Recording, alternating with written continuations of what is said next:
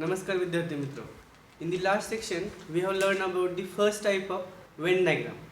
Venn diagram मध्ये आपण introductory section मध्ये आपण वेन डायग्रामची ओळख करून बघितली. त्याच्यामध्ये आपण काय काय पाहिलं बघा की in the question we are provided with 2-3 elements. काही 1, 2 ते 3 असे काही एलिमेंट्स आपल्याला जेव्हा क्वेश्चनमध्ये प्रोव्हाइड केलेले असतात त्या the mutual relationship in between these elements we have drawn with the help of Venn diagram. Venn डायग्रामचा वापर करून आपण काय केलं तर ज्या दिलेल्या एलिमेंट्स आहेत त्या एलिमेंट्सचं जे म्युच्युअल रिलेशनशिप असतं ते आपण वेन डायग्रामच्या सहाय्याने दाखवण्याचा प्रयत्न केला. त्याच्यामध्ये दोन टाईपचे क्वेश्चन विचारू शकतात. एक तर काय असेल हो की तुम्हाला ऑप्शन्समध्ये वेन डायग्राम दिलेले असतील आणि 3 एलिमेंट्स क्वेश्चनमध्ये प्रोव्हाइड केलेले असतील and you have to select the appropriate Venn diagram which will illustrate the mutual relationship between these 3 elements.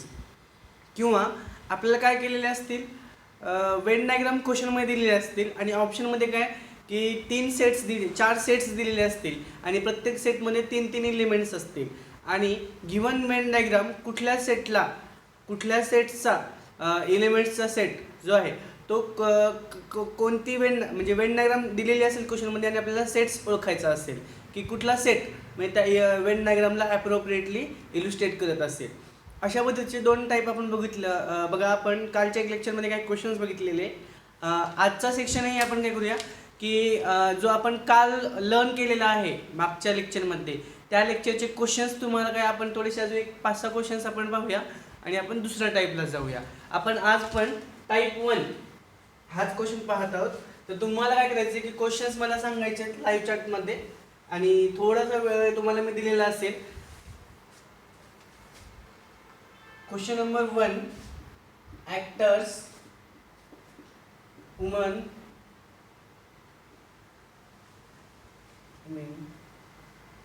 आणि पॉलिटिशियन्स.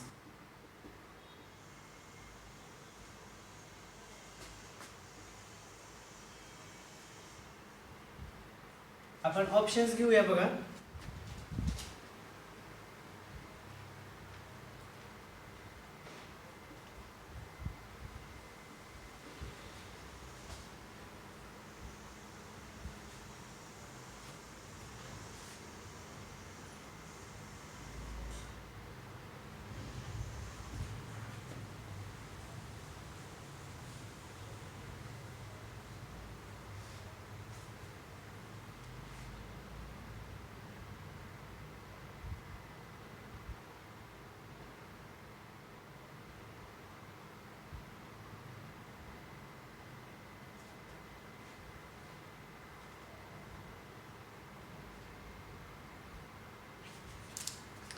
हे आपण कॉमन ऑप्शन्स आहेत बघा A, B, C, D आणि E.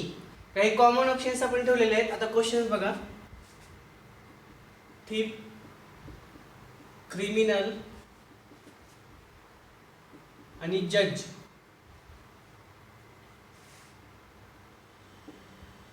बॉयज, मेल्स आणि football players.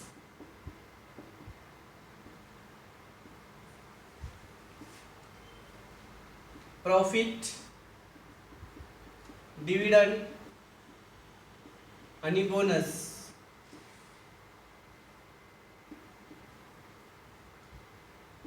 Pets, dogs, animals.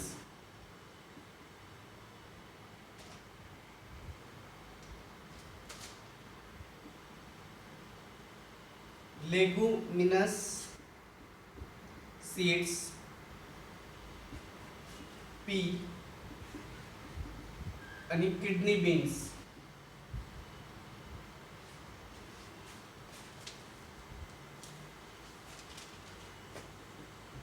Question number 7 sister, wives आणि woman. बघा these are some questions. आपल्याला पाहायला भेटतील बघा तुम्हाला. आपण 7 क्वेश्चन लिहिलेले आहेत 1, 2, 3, 4, 5, 6 and 7 आणि तुम्हाला याचे आन्सर्स काय सांगायचे लाईव्ह चॅटमध्ये मला सांगायचे की फर्स्टचं काय A B C D E these are the 5 options. हे कॉमन ऑप्शन्स आपण याला घेऊया आणि तुम्हाला काय काय सांगितलं की याची उत्तर सांगायचे.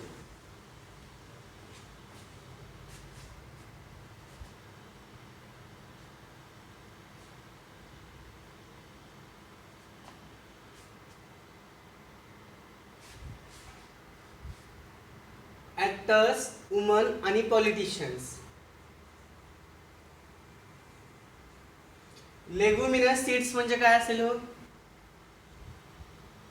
आय थिंक द्विदल, त्याला काय ते दोन बाजू असणारे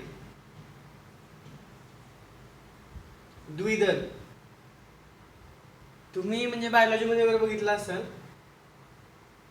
बाकी बघा आता आपण याला कन्फर्म करूया की तुमचे आन्सर्स बरोबर आहेत का नाहीत ते.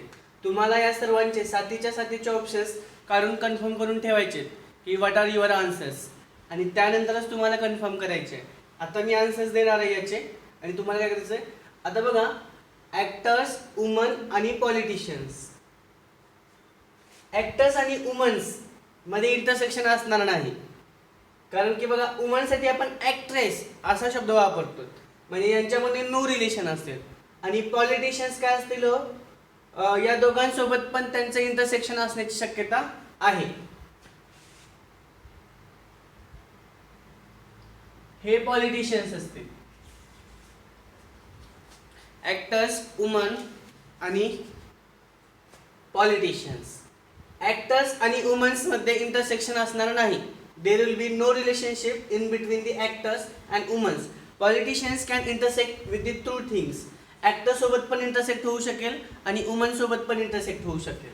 So answer will be for option question number 1. Answer will be option number D. Question number 2. Thief, criminal आणि जज. थीप आणि क्रिमिनल मध्ये ऑलचं रिलेशन असेल. All thieves are criminals. सगळेच्या सगळे चोर काय असतील गुन्हेगार असतील. आणि क्रिमिनल्स मध्ये अजून दुसऱ्या प्रकारचे पण क्रिमिनल्स असू शकतात. ठीक आहे, डाकू, खून करणारे वगैरे, हे सगळे मर्डरर्स वगैरे. आणि जज काय असेल, या दोघांचा पण त्यांचा संबंध नसणार. म्हणजे काय हो, थीप्स, क्रिमिनल्स आणि जज हे क्रिमिनल बाहेर असेल. गुन्हेगार लोक काय असतील, गुन्हेगार पैकी काही जण काय असतील, चोर असतील आणि जज बाहेर असतील. Option number A will be the answer. Boys, males आणि फुटबॉल प्लेयर्स. बॉईज, मेल्स आणि फुटबॉल प्लेयर्स.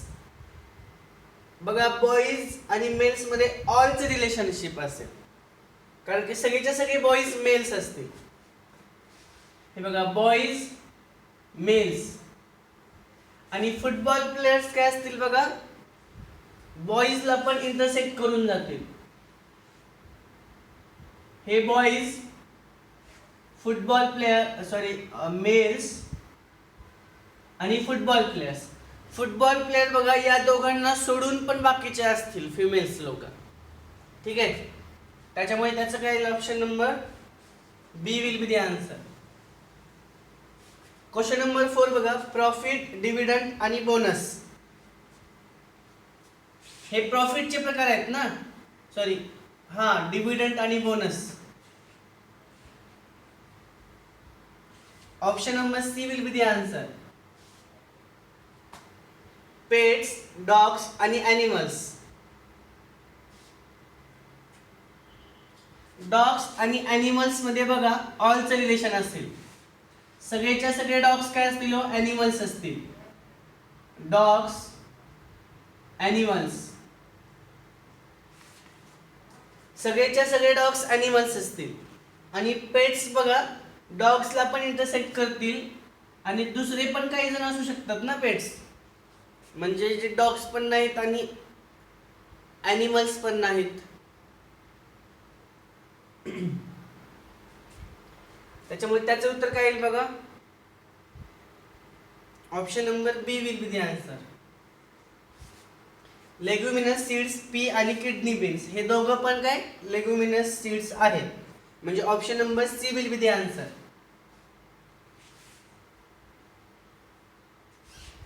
सिस्टर, वाईव्स आणि वुमन्स.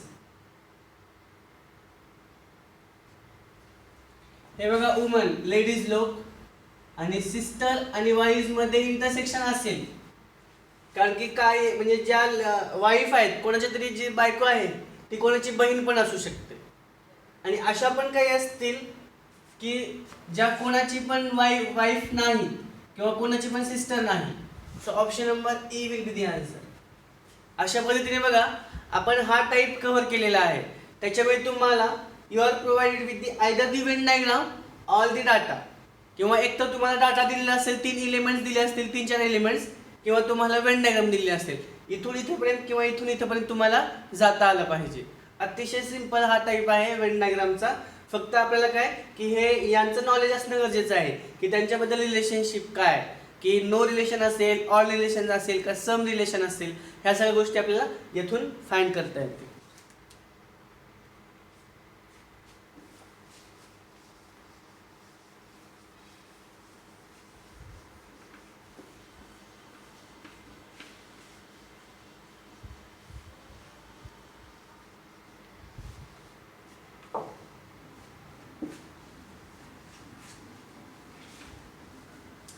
आता आपण पुढचा सेक्शन बघणार आहोत. बघा या टाइप मध्ये काय असेल बघा की आपल्याला वेन डायग्राम मध्ये सेक्शन्स ओळखायचे, सेट्स काय असतील.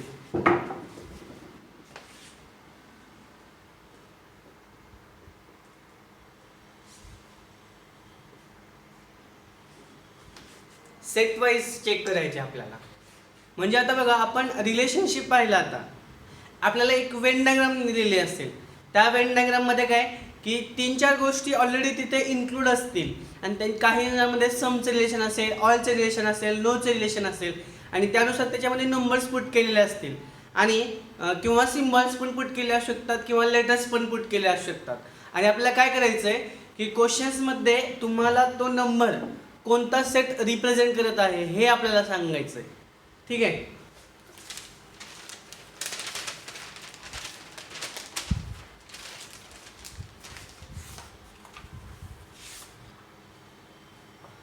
किंवा बघा आपण थोडंसं काय की त्याच्यापूर्वी आपण थोडंसं काय डिस्कस करूया. आता बघा याला आपण फिजिक्स, केमिस्ट्री आणि मॅथ असं म्हणूया. ठीक आहे. फिजिक्स, केमिस्ट्री, मॅथ आणि केमिस्ट्री आणि मॅथ याला आपण 1 2 3 4 5 6 आणि 7 असे नाव देऊया. आता मला सांगायचंय की आपण काय करूया की हे फिजिक्स मध्ये पास झालेले विद्यार्थी, केमिस्ट्री मध्ये पास झालेले विद्यार्थी आणि मॅथ या विषयामध्ये पास झालेले विद्यार्थी असं आपण त्याला कन्सिडर करूया थोड्या वेळासाठी. आपल्याला समजून घ्यायचंय की याच्यामधला जो प्रत्येक नंबर आहे what does it represent overall, की तो नंबर कोणता एरिया रिप्रेझेंट करतोय किंवा काय ते रिप्रेझेंट करत आहे. तर बघा की आता बघा या फिजिक्स या विषयामध्ये पास झालेले विद्यार्थी 1, 2, 7 आणि 3 हे आहेत सगळे. म्हणजे फक्त फिजिक्स मध्ये पास झालेले विद्यार्थी कोण असेल, एरिया नंबर 1 फक्त फिजिक्स मध्ये पास झाला असेल. 4 कसे असेल, फक्त केमिस्ट्री मध्ये पास झालेला असेल, ओनली केमिस्ट्री. दी नंबर 6 हा जे 6 विद्यार्थी आहेत आपण याला काय करूया की जो number represent number of students, आपण असं पण करू शकूया की that number represent number of student. 6 number of students are passed in only in mathematics. फक्त मॅथमॅटिक्स या विषयामध्ये पास झालेले किती विद्यार्थी आहेत, 6 आहेत.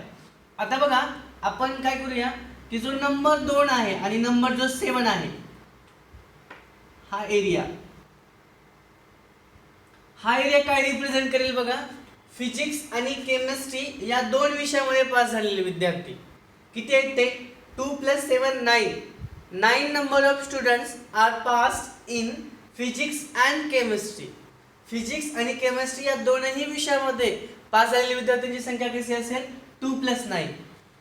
फिजिक्स आणि मॅथ या विषयामध्ये पास झालेली संख्या 3 + 7 10. म्हणजे या दोनही विषयामध्ये पास झालेल्यांची संख्या. मॅथ आणि chemistry 7 + 5 7 + 5 12 number of students are pass in chemistry and math only, फक्त या 2च विषयामध्ये. आणि जो 7 नंबर रिप्रेझेंट करेल की तीनही विषयामध्ये पास झालेला विद्यार्थी. म्हणजे जर मी तुम्हाला असं विचारलं की हा जो विद्यार्थी आहेत, ह्या 7 पैकीचे काही विद्यार्थी आहेत ते फिजिक्समध्येही पास झालेले असतील, केमिस्ट्रीमध्ये पण पास झालेले असतील आणि मॅथमध्ये पण पास झालेले असतील. मग यावरून तुम्हाला क्वेश्चन्स विचारले असतील, find total number of students are passed in chemistry and math but not in physics. Chemistry आणि मॅथमध्ये पास झालेले विद्यार्थी पण फिजिक्समध्ये पास न झालेले विद्यार्थी. म्हणजे काय असेल उत्तर 5. बघा, केमिस्ट्रीमध्ये पास झालाय हा आणि मॅथमध्ये पण पास झालाय, पण फिजिक्समध्ये पास झालेत का? हे नाही. हे 6 आणि 4 घेता येणार नाही, कारण की ह्या दोघांचं कॉमन विचारले, मॅथ अँड केमिस्ट्री असे विचारले. हे 2 काय रिप्रेझेंट करेल? Physics chemistry but not math. 3 काय करेल? Physics math but not chemistry. असा तो सगळा सीन असेल आणि याच्यावरून काही क्वेश्चन्स तयार होतील आणि त्या क्वेश्चन्सला आपल्याला आता बघा पाहायचं आहे.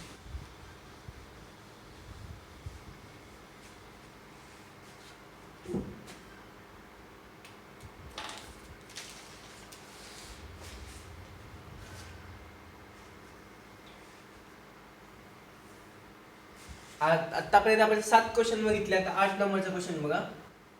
आपला आता टाइप 2 चालू झालाय. त्याला आपण काय म्हणूया? सेक्शन वाईज वेन डायग्राम, म्हणजे सेक्शन किंवा सेट डायग्राम्स, सेटला रिप्रेझेंट करणारे. Which number is in square, ellipse and triangle. असा कोणता नंबर आहे जो स्क्वेअर मध्ये पण आहे, इलिप्स मध्ये पण आहे आणि ट्रायंगल मध्ये पण आहे?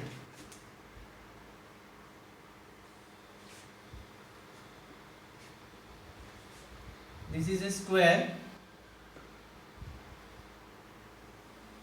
हे इलिप्स. थोड्या वेळासाठी आपण त्याला इलिप्स कन्सिडर करूया. आणि हा आहे ट्रायंगल. 1 2 5 4 6 7 3 9 11 आणि 10. Which number is present in square, ellipse आणि ट्रायंगल? बघा, दिस इज अ स्क्वेअर. हा स्क्वेअर आहे.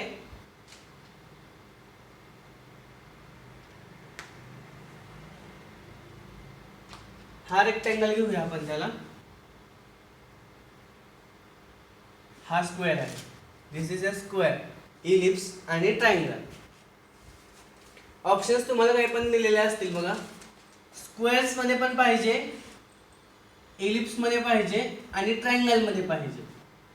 तर ऑब्विसली काय असेल उत्तर? 7 असेल. कारण की बघा, जो 7 नंबर आहे तो ट्रायंगल मध्ये पण आहे, इलिप्स मध्ये पण आहे आणि स्क्वेअर मध्ये पण आहे. मग तुम्हाला आता क्वेश्चन काय विचारले असतील, की काय विचारले असतील? विचारतील, कसं विचारतील बघा.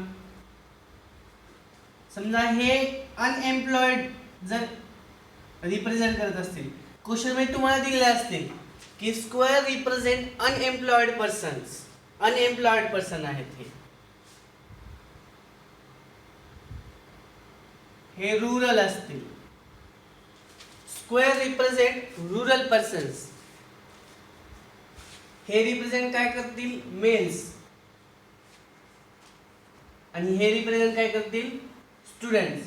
असा काहीतरी क्वेश्चन तुम्हाला दिलेला असेल की rectangle represent rural persons, square represent unemployed persons, ellipse represent males आणि ट्रायंगल रिप्रेझेंट स्टुडंट्स.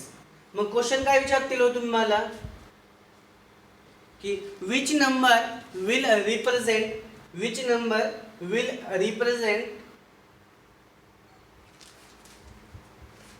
रूरल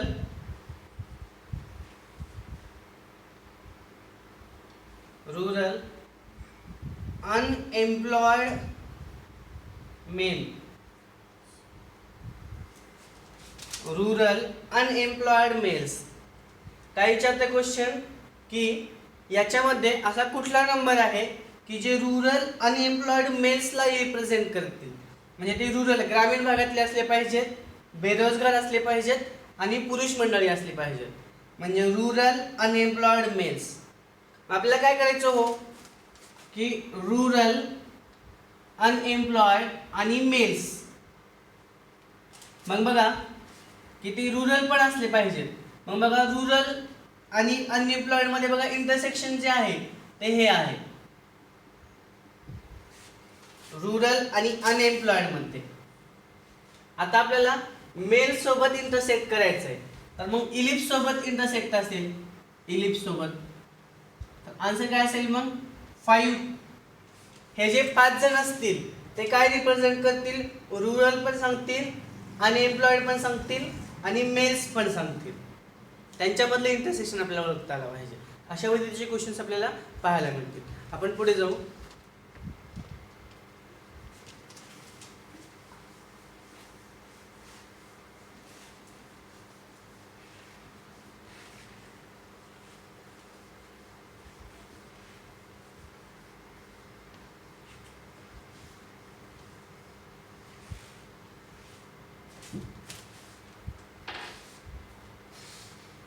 बघा क्वेश्चन नंबर 9.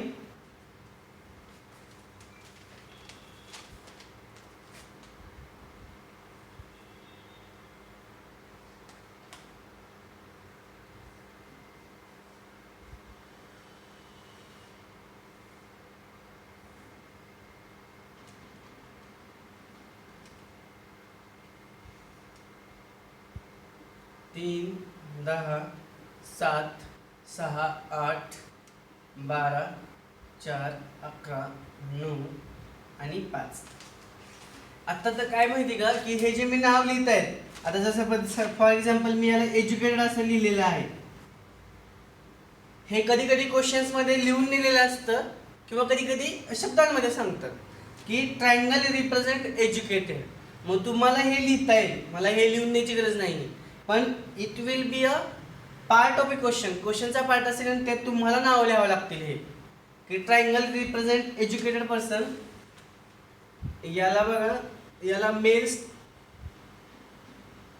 डॉक्टर्स आणि अर्बन्स. ठीक आहे. क्वेश्चन नंबर 1 9व्याचं non urban educated person. Non urban educated males. Non urban educated males. Second female urban doctors. तुम्हाला काय सांगायचं की नॉन अर्बन एज्युकेटेड मेल्स कुठला नंबर दाखवेल. Question what will be the question in the exam मध्ये question काय असेल in the given Venn diagram triangle represent educated, rectangle represent males, square represent doctors, circle represent urban. Then answer the following question. Question number 1, which number in the Venn diagram will represent non-urban educated males? That is the total question, overall question. अशा पद्धतीचा असेल. Question number 3 बघा, uneducated male urbans किंवा urban people असं पण म्हणता येईल. uneducated male urban people.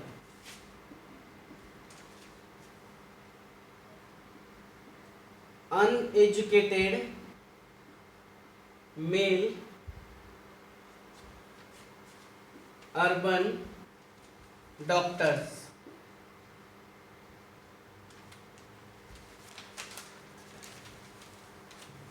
These are some questions. Question बघा काय काय काय. Non urban educated males, female urban doctors, uneducated male urban people, uneducated male urban doctors. अतिशय सोपे क्वेश्चन आहेत, but you have to try. Which number will represent non urban educated people. सर्वप्रथम आपल्याला non अर्बनचा अर्थ काय. नॉन अर्बनचा अर्थ काय की अर्बन सोडून म्हणजे याच्या सोबत इंटरसेक्ट नसला पाहिजे. आता बघा नॉन अर्बन आहे ठीक आहे, याला सोडलं आपण. एज्युकेटेड म्हणजे काय, आता 11 आणि 5 या दोन पैकी उत्तर असेल. आणि अनएज्युकेटेड मेल म्हटलंय, मेल म्हणजे काय असेल बघा, आता याच्या सोबत जाईल. कारण की बघा नॉन अर्बन एज्युकेटेड, एज्युकेटेड म्हटल्यानंतर आता नॉन अर्बन म्हटल्यामुळे 4 गेला, बिकॉज इट इज अर्बन. आणि एज्युकेटेड म्हटल्यामुळे आता काय की 11 आणि 5 दोन्ही पण असते. आता मेल म्हटल्यामुळे मेल सोबत इंटरसेक्ट पाहिजे, म्हणजे उत्तर काय झालं 11. Female urban doctor. आता आपल्याला बघा फिमेल, मेल नसलेले म्हणजे काय असतील हो, फिमेल्स असतील. म्हणजे आता हे बघा, हे मेल्स नाहीत, म्हणजे 3, 10, 7 किंवा 5 हे ऑप्शन्स असतील. 3, 10, 7 आणि 5. बघा मेल नसलेले फिमेल्स. आता अर्बन, अर्बन सोबत इंटरसेक्ट पाहिजे, 3 आणि 10 पैकी उत्तर असेल ना. आणि अर्बन आणि डॉक्टर सोबत इंटरसेक्ट पाहिजे, डॉक्टर पाहिजे, 3 डॉक्टर नाही, म्हणजे आन्सर काय असेल 10. अतिशय सोपा भाग आहे. अनएज्युकेटेड, आता एज्युकेटेड नसलेले म्हणजे 4, 11 आणि 5 जर ऑप्शन मध्ये असेल तर तू तर गेलाच, कारण की ते एज्युकेटेड आहेत का, नाही. अनएज्युकेटेड, आता मेल म्हटलंय म्हणजे 12, 6, 8 आणि 9 हे 4 ऑप्शन असतील, 12, 6, 8 आणि 9. अनएज्युकेटेड, आता मेल म्हटलंय म्हणजे मेल म्हणजे काय की 12, 6, 8 आणि 9 तर घ्यावेच लागतील मेल. आता अर्बन म्हटलंय अजून, अर्बन सोबत मग 12 आणि 6 दोन्ही पैकी एक उत्तर असेल, म्हणजे उत्तर काय असेल मग 12 अधिक 6च असेल, म्हणजेच 18. If the number represent total number of people, number of persons in the group, त्या ग्रुपमध्ये. अनएज्युकेटेड मेल आपण आत्ताच बघितलंय, अनएज्युकेटेड मेल अर्बन डॉक्टर्स, हे पीपल पर्यंत उत्तर काय होतं 18. आता डॉक्टर्स असले पाहिजेत म्हणजे काय हो 8 असेल. अशा पद्धतीचे काय की अतिशय सिंपल क्वेश्चन्स आपल्याला पाहायला भेटतील बघा एक्झाम मध्ये, की याच्यामधून फक्त आपल्याला काय तर डोकं ताळावर ठेवायचं, डोकं भानावर ठेवूनच बघायचे उत्तरापर्यंत. किंवा आपल्याला काय की हार्ड कॉपी समोर असल्यामुळे आपल्याला सोपं जाईल, म्हणजे ह्या गोष्टी पण आपल्याला तिथेच लिहाव्या लागतील, वेगळी डायग्राम पण काढायची गरज नाही, आपण तिथल्या तिथे पण उत्तरापर्यंत जाता येतं, वही पेनची सुद्धा गरज नाही अशा क्वेश्चन्ससाठी. ठीक आहे, चलो नेक्स्ट क्वेश्चन.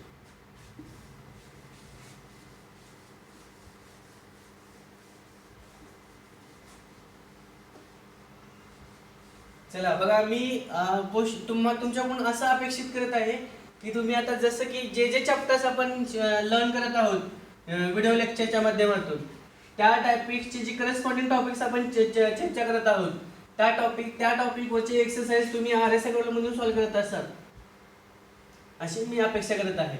हे क्वेश्चन्स मी RS अग्रवाल हे बुक सोडून बाकीच्या बुक्स मधून कव्हर करायचा प्रयत्न करत आहे. याचं कारण असं की मी तुमच्याकडून असं अपेक्षित करत आहे की RS अग्रवालचे एक्सरसाइज तुम्ही स्वतः सॉल्व्ह करत असाल, कारण की त्याच्यामध्ये प्रत्येक प्रश्नाला उत्तर देते, तुम्हाला एक्सरसाइजचे सोल्युशन्स तुम्हाला तिथे गिवन दिलेले आहेत. त्याच्यामुळे तुम्ही एक्सप्लेनेशन वाचून त्या उत्तरापर्यंत पोहोचू शकाल किंवा त्याच्यामध्ये डाऊट्स काही उरणार नाहीत. याचं कारण म्हणून आपण त्याला RS अग्रवाल हे बुक म्हणून रिकमेंड केलेलं आहे. आणि त्याची एक्सरसाइज आता वेन डायग्राममध्ये पण 2 एक्सरसाइज दिलेले आहेत. आणि जसं की आपण आत्ता जे सर्वप्रथम आल्यानंतर आणि मागच्या लेसनमध्ये मागच्या व्हिडिओमध्ये आपण ज्या पद्धतीचे क्वेश्चन बघितले, that is exercise number 1 and you have to solve from the RS Agarwal. आणि आता वेन डायग्राम तर इतका सोपा चॅप्टर आहे की तुम्ही सगळेचे सगळे क्वेश्चन्स पण आरामात सॉल्व्ह करू शकतात, सध्या वेळ पण भरपूर असल्यामुळे.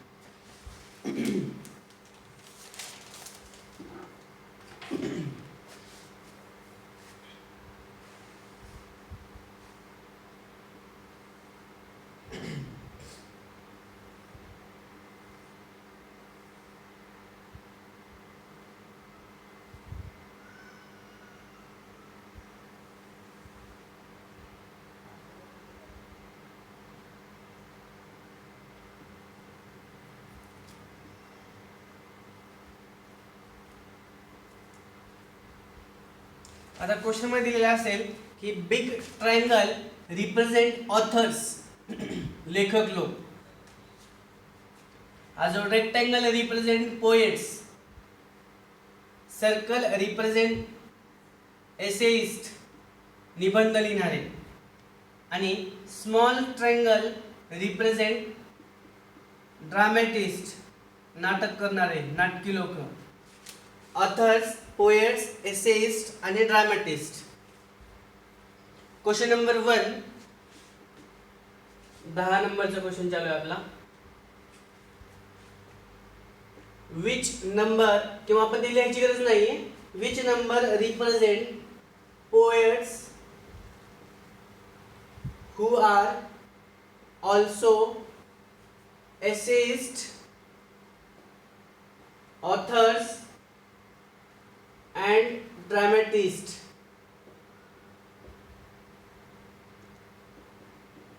Poets who are also essayists, authors and dramatists. Next question they will ask in the exam कि dramatists who are not essayists,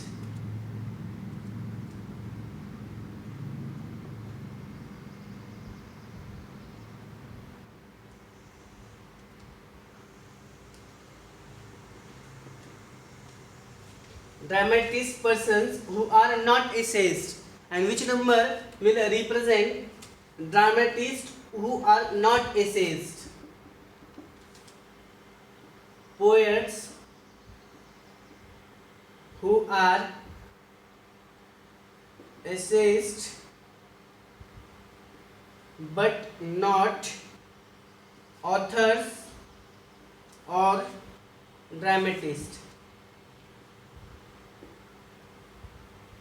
These are some questions. Poets who are also essayists, authors and dramatists. असे poet लोक, कवी लोक जे निबंधकही आहेत, लेखकही आहेत आणि नाटककारही आहेत. असे नाटककार लोक जे निबंधकार आहेत, निबंधकार नाहीत. असे कवी लोक जे निबंधकार आहेत पण लेखक किंवा नाटककार नाहीत. आणि हे तुमच्यासमोर बाकी सगळा डाटा मांडलेला आहे. आय होप अतिशय सोपे क्वेश्चन असल्यामुळे काय की आपल्याला अतिशय आरामामध्ये म्हणजे या प्रश्नांची उत्तरं आपण सॉल्व्ह करू शकू.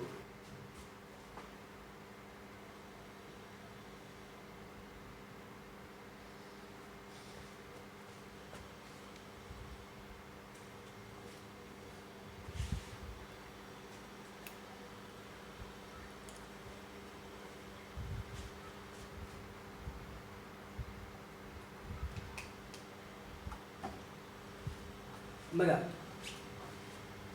Poets who are essayist. बघा, पोएट्स हा भाग पोएट्स आहे. आता पोएट आणि एसेइस्ट सोबत जर गेला आपण, ह्या दोघांचं इंटरसेक्शन घेतलं, 6, 7 आणि 5 हे 3 पैकी एक उत्तर असेल आपलं. आता ऑथर सोबत पण इंटरसेक्ट पाहिजे. ऑथर बघा 6 आणि 7 सोबत या 2 5 कटला. आता ड्रामेटिस्ट पण पाहिजे, म्हणजे काय उत्तर असेल 6. आता ड्रामेटिस्ट कुठे आहे बघा, हे dramatist who are not essayist, essayist नसलेले म्हणजे कोण असेल 6 नाही म्हणजे कोण असेल 8.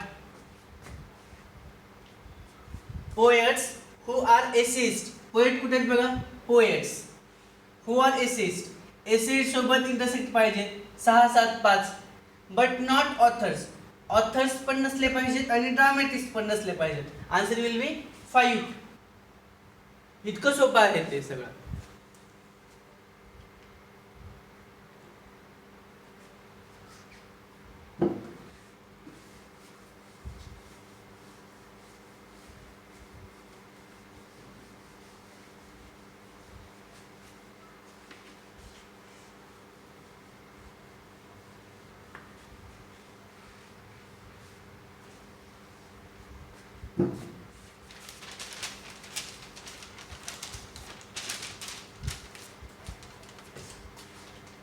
क्वेश्चन नंबर 10 बघा.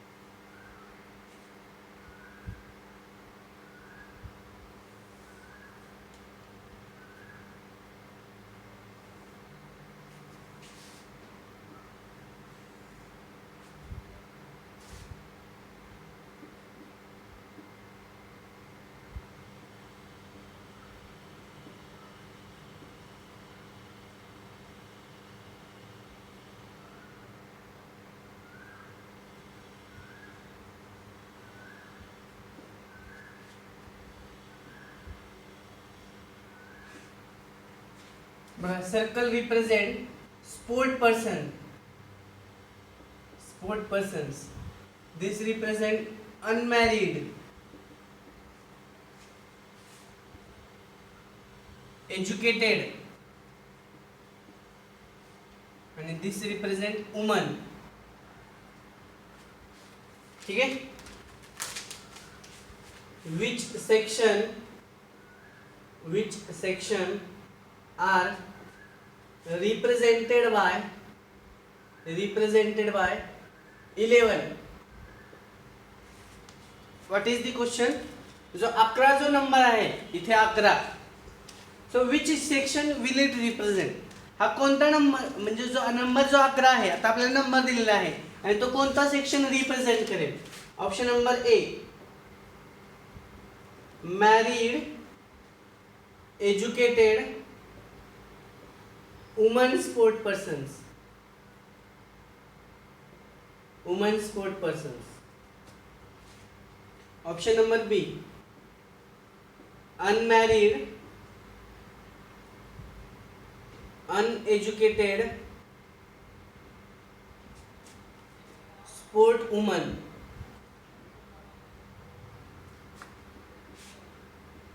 Married,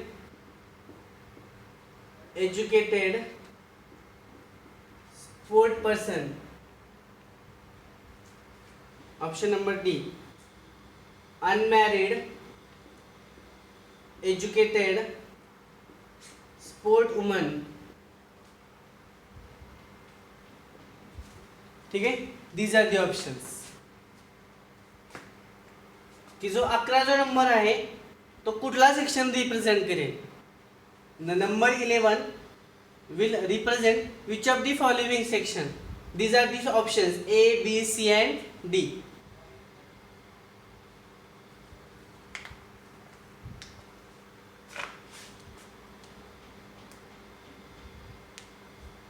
ठीक आहे. आता याला आपण सॉल्व्ह करायचा प्रयत्न करूया. ऑप्शन नंबर पहिला बघूया. जो 11 नंबर आहे दॅट इज अनमॅरिड. अनमॅरिड मध्ये आहे तो, म्हणजे पहिलं ऑप्शन चुकीचं आहे. अनमॅरिड आणि अनएज्युकेटेड म्हटलंय. एज्युकेटेड पण आहे बघा तो. ऑप्शन नंबर बी चुकीचा आहे. मॅरिड म्हटले परत एकदा नाही. Unmarried that is correct. Educated that is also correct. आणि वुमन मध्ये पण आहे आणि स्पोर्ट पण आहे, तो sport woman. Option number D will be the answer. Option number D will be the answer.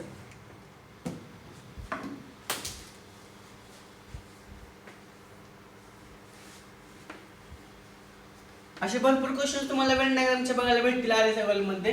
तुम्ही आरामात त्याला सॉल्व्ह करायचे आणि नंतर आपण आपले असाइनमेंट पण देतो, मी तयार केलेली आहे.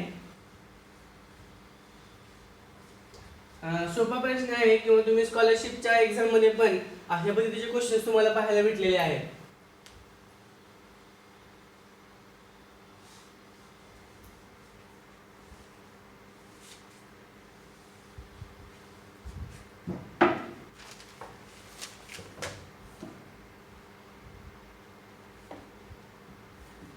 आता जो नवीन टॉपिक, नवीन टाईप आहे याच्यामधला, आपण पहिल्या टाईप मध्ये बघितले की आपल्याला एलिमेंट्स दिले होते आणि त्याचा म्युच्युअल रिलेशनशिपची वेन डायग्राम आपण ऑप्शन्स मधून टिक केली.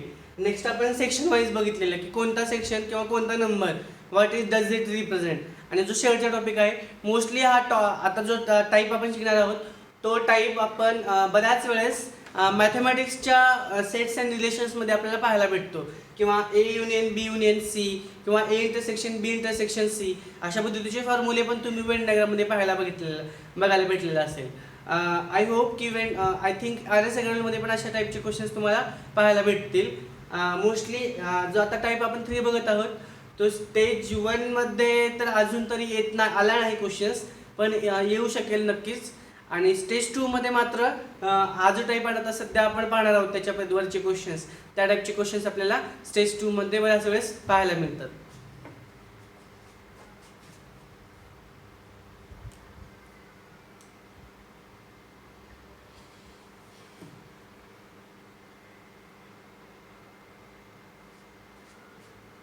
क्वेश्चन बघा कसा असेल. आता question number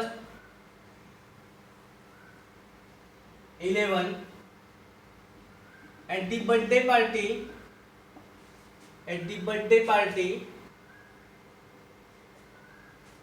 a baby boy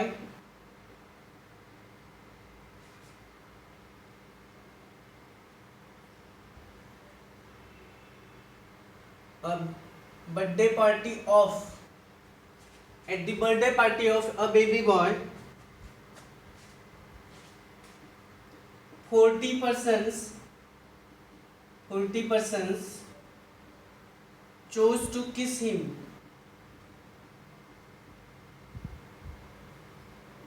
25 chose to shake hands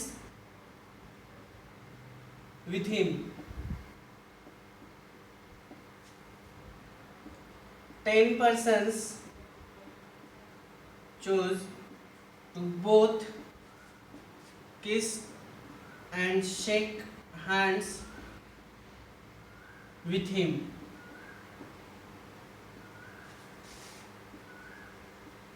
How many persons are there in the party?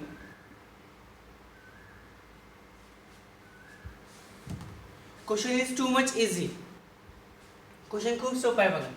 At the birthday party of a baby boy, एका लहान मुलाची बर्थडे पार्टी आहे बघा. त्याच्यामध्ये आपण पण बघतो की बारशाची पार्टी ठेवतात आणि बारशाचे काही नाव वगैरे ठेवताना काही जण बघा की लहान मुलं इतके सुंदर असतात की म्हणजे मग त्यांना पप्पी घेणं किंवा त्यांना गालगुच्चा घेणं किंवा हे सगळं आपल्याला पाहायला भेटतं. तर की त्या birthday party of a baby boy, त्या लहान मुलाच्या पार्टीमध्ये काय केलं हो, 40 जणांनी त्याला किस करण्यासाठी काय केलं की त्यांनी निर्णय घेतला आणि 25 chose to shake hands with him. आणि हात मिळवण्यासाठी किती जणांनी, 25 जणांनी निर्णय घेतला होता. आणि 10 जणांनी काय केलं हो, किस पण केला आणि शेक हँड पण केला. आणि how many persons are there in the party, आणि मग पार्टीमध्ये किती जण असतील, total persons in the party. Options बघा, ऑप्शन्स आहेत 35, 75, 55 आणि 25.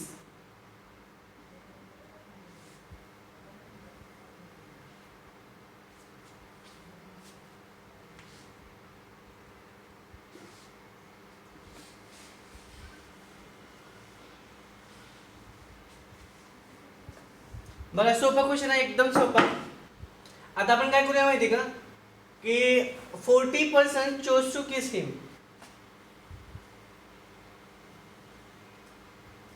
याला आपण काय करूया,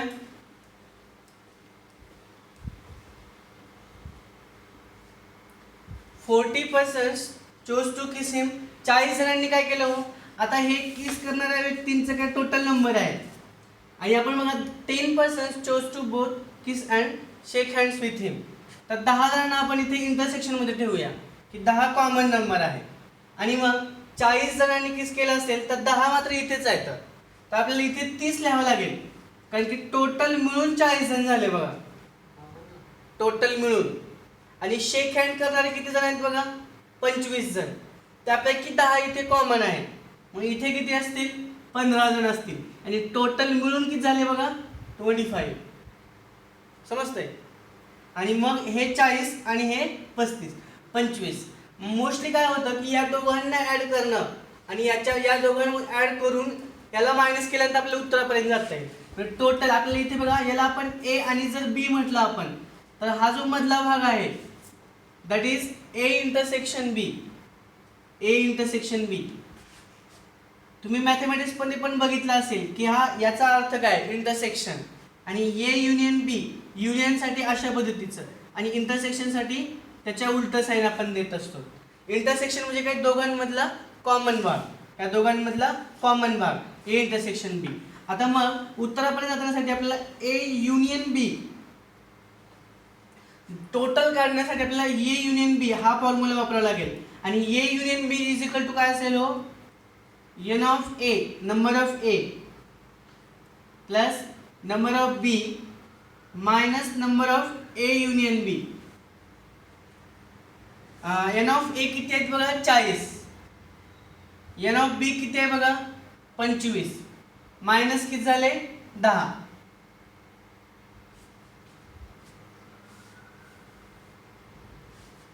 उत्तर काय असेल मग 55. उत्तर काय असेल मग 25.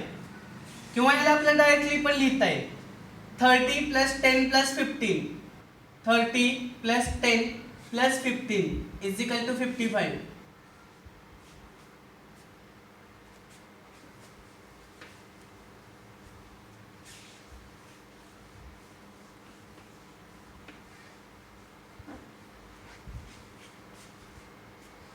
आता बघा मी असं का केलं असेल बघा, हा जो सेक्शन आहे हा सेक्शन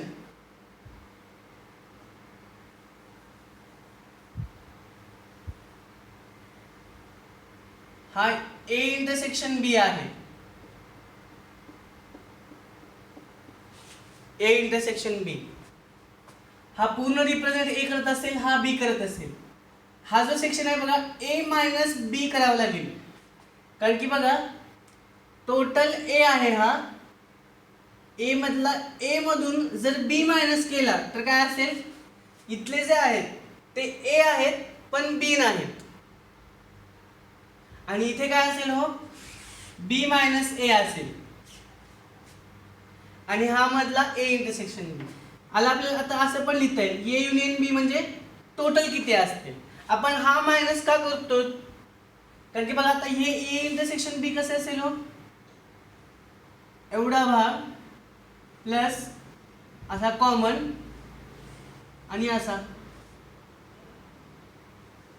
समजते. किंवा A युनियन B आपण काय करतो तसं A + B - A intersection B.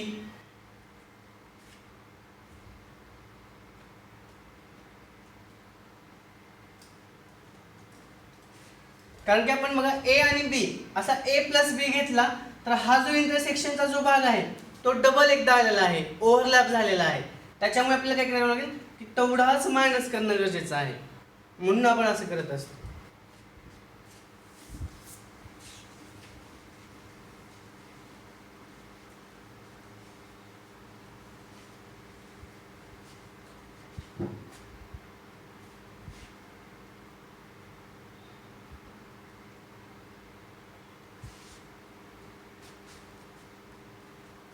बघा क्वेश्चन मध्ये काय दिलेलं आहे आपल्याला की एका एक्झाम मध्ये मॅथ मध्ये 43% 43% मुलांनी काय केलं एक्झाम मध्ये पास झाले मॅथच्या एक्झाम मध्ये.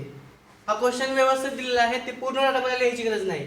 In the examination 43% of students have passed in the exam of mathematics.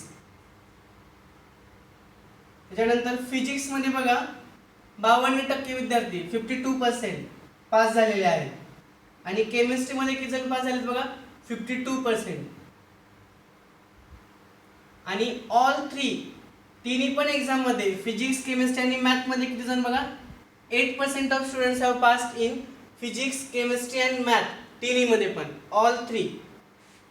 आणि त्याच्यानंतर तुम्हाला काय सांगितलेलं आहे की मॅथ आणि फिजिक्स मध्ये ह्या दोन्ही विषयामध्ये बघा 14% पीपल स्टुडंट पास झालेले आहेत. मॅथ आणि केमिस्ट्री मध्ये 21% आणि 20% विद्यार्थी फिजिक्स अँड केमिस्ट्री मध्ये 20%. आणि टोटल स्टुडंट्स किती होते बघा, टोटल स्टुडंट 200 होते म्हणून सांगितलेलं आहे. Total student, these are the data given in the question. Question काय, in an examination 43% of students have passed in mathematics, 52% in physics, 52% in chemistry only. फक्त फिजिक्स मध्ये, फक्त केमिस्ट्री मध्ये आणि तीनही विषयामध्ये 8% आणि 14% मॅथ आणि फिजिक्स मध्ये, 21% मॅथ आणि केमिस्ट्री मध्ये, 20% फिजिक्स आणि केमिस्ट्री मध्ये, आणि टोटल 200 होते म्हणून सांगितलेलं आहे आपल्याला. आणि क्वेश्चन मध्ये काय विचारले की how many student pass in math only. How many students passed in math only. फक्त मॅथ मध्ये पास झालेले किती आहेत असं विचारलंय, फक्त मॅथ मध्ये. आता बघा याच्यामध्ये काय मॅथमध्ये 43% विद्यार्थी पास झाले तर 43%. आता याला बघा उत्तर आपण कसं आहे, आपण याला 200ला थोड्या वेळासाठी आपण 100च पकडूया, म्हणजे या पर्सेंटेजमध्ये आपल्याला काही बदल करण्याची गरज पडणार नाही. आपण काय करूया, फिजिक्स, केमिस्ट्री आणि मॅथ. हे बघा फिजिक्स, केमिस्ट्री आणि मॅथ. आता तिन्ही पण विषयामध्ये किती जण पास झालेत बघा, 8. तीनही विषयामध्ये 8% विद्यार्थी पास झालेले आहेत.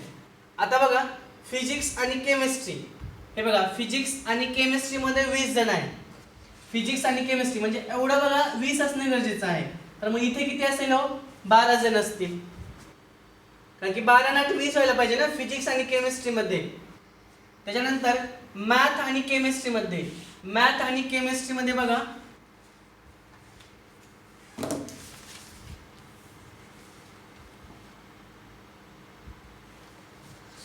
मॅथ आणि केमिस्ट्रीमध्ये 21 जण झालेले आहेत. म्हणजे इथे किती लिहावं लागेल, 13 लिहावं लागेल. 13 + 8 = काय होईल, 21 होईल. आणि मॅथ आणि केमिस्ट्रीमध्ये बघा, मॅथ आणि केमिस्ट्रीमध्ये 21 आहे, म्हणजे इथे 13 लिहावं लागेल. आणि मॅथ आणि फिजिक्समध्ये 14 आहेत बघा, म्हणजे इथे 6 लिहावं लागेल, कारण की 6 आणि 8 14. आणि मग आपल्याला काय आता फक्त मॅथमध्ये 43% आपल्याला सांगितलेलं आहे. हे बघा 12 आणि 8 20 आणि हे 26, कारण की हे 26 झाले. टोटल सगळं म्हणून 43 होणं गरजेचं आहे. तर 43 म्हणून बघा 12 आणि 8 20 आणि 26 जर वजा केले आपण,